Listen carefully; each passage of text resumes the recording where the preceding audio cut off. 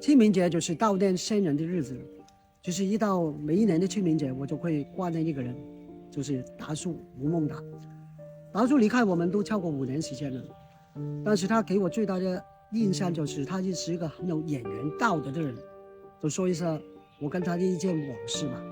这个事情呢是发生在2017年，有个老板就想找达叔拍网络电影，他说达叔没拍过网络电影，一拍估计呢很有票房价值，就知道我跟达叔关系很好吧，我就打给达叔。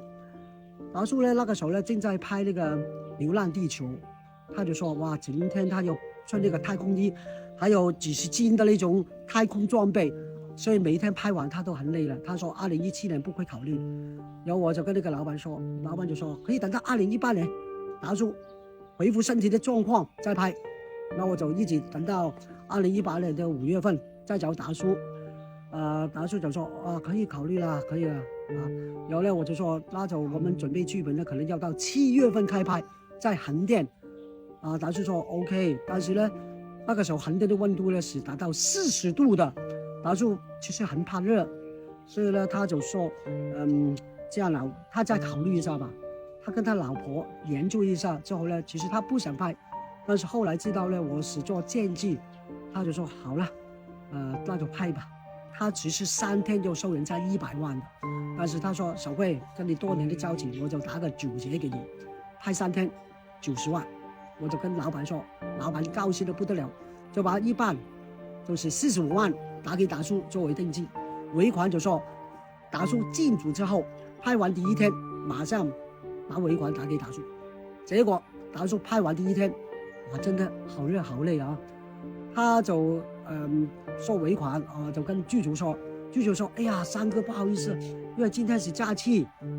能不能让达叔多等1天？我说你们合同都说好，就是人家进组之后拍完1天就要打尾款，你们不知道是假期吗？那为什么人家进来的时候不是假期，你们不把尾款打给人家呢？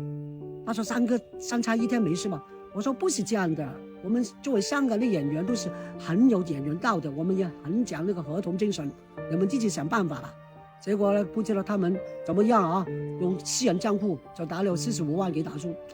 后来还出现了一个问题，就是因为网络有点差，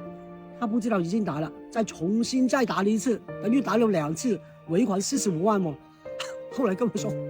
能不能叫达叔查一下，